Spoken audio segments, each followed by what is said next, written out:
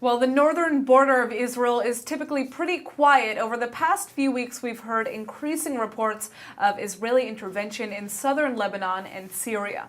Prime Minister Netanyahu himself has admitted to dozens of such airstrikes in enemy airspace to prevent Iranian arms reaching Hezbollah and other terror groups and to keep the Islamic State at bay. Joining us today is Reserve Brigadier General Ram Shmueli to discuss the ongoing operations. Thanks so much for coming in. Hi. So to begin, you were an Air Force fighter pilot as well as a F-16 squadron and base commander for 30 years. It's a long time. So how complex is it to operate in enemy territory, even if it's just in a neighboring country like Syria or Lebanon? The issue is that if you have an intelligence fact that something is happening, you have to choose which is the best way to take the airplanes and strike on the spot. Sometimes in the past, when I was a squadron commander, we have to take the airplanes to go above the target. Nowadays, you don't have to go above the target, but still it's a very complicated mission. And luckily, the Air Force know what they do. And if you see in 10 days, we're going to get another F-35 airplane. So we try to develop the system and the way we attack in different way in order to achieve the mission. Yeah, and for example, the surface-to-surface missile attack from inside Syria last night also took place, right? First of all, I can't approve or disapprove because the government haven't approved it yet, but let's say that it was not a surface-to-surface or it was using by airplanes. So if you are a squadron commander and you take the 4-ship formation and you take off from one of the bases, and then you have to go above, let's say, about Lebanon or above Israel or about Syria, address the target, get the information accurate, and then to send those missiles in order to hit the target on one hand, but don't make a collateral damage on the other hand. And this is what the people do. I don't know if it is last night, but once in a while, I myself participate in some attacks in enemy territories. So this is the way you get. You got the mission from the headquarters, you have a team, you work on it for a couple of hours, and then you take off. Right. Now, about how often would you say an attempt to breach Israel from the north is actually made? Because we're reading about this in the news, but is it something that's happening often? The northern border is very complicated. There is a war there. There is a war in Syria, and in Syria there are many partners and opponents that fight each other. Once in a while, one of the sides believes that if he will threaten Israel, it will help him in the internal conflict. And Israel set red lines in that regard. The red lines are, first of all, if something will leak to Israel, we are going to retaliate very effectively, because we are not part of this kind of mess that's happening in Syria, on one hand. And on the other hand, we are not going to tolerate any kind of shipment of a strategic weapon from Syria to the northern border with Hezbollah, with Lebanon.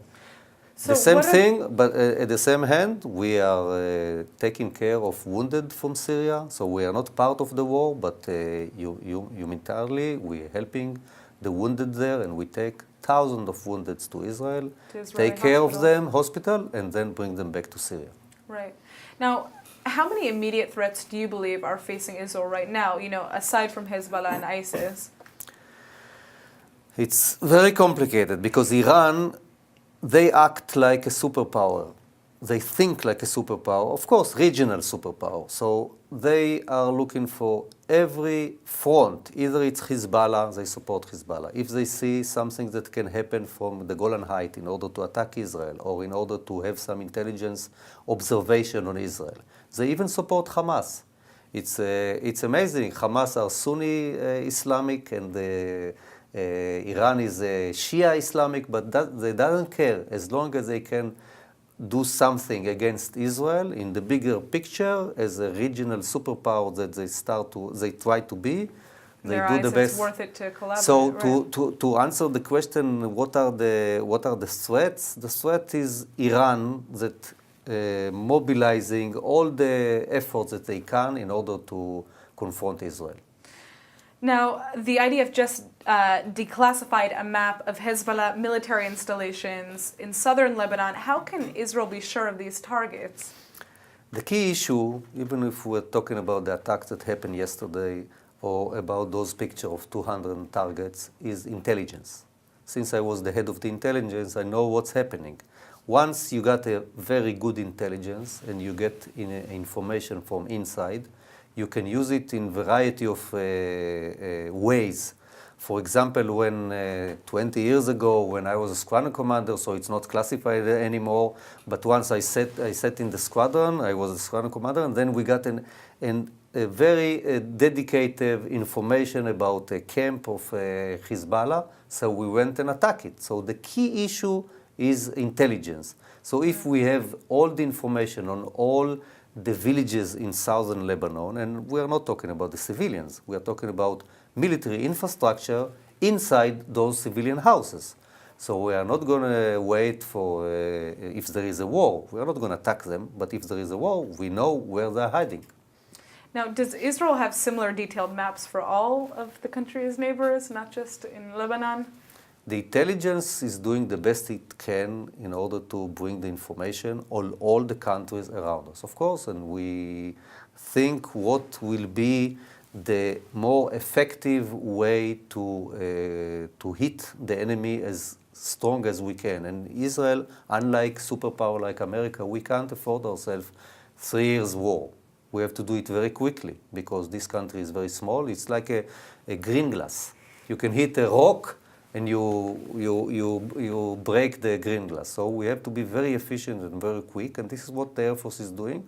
And this kind of shipment of F-35, which we are the first country beside America that we have this kind of airplanes, this will add to our capability to sweat and deter the enemy, but in case of a war, we're going to hit them in many targets. Now, assuming these maps are all correct, especially the one that we just saw about the Hezbollah military installations, what should Israel be doing? Because oftentimes these posts are mixed into civilian populations. How does Israel deal with that? The issue is the question has to be asked to the people who hide weapons inside civilian population. And when we consider to attack those targets in a war, we have to consider what is the alternative of them attacking the Israeli population. And of course, if you share Israel population and Hezbollah population, we want to protect the state of Israel. Nevertheless, we are not going to behave beyond the war laws, the international laws. So we try to make the intelligence information as accurate as we can.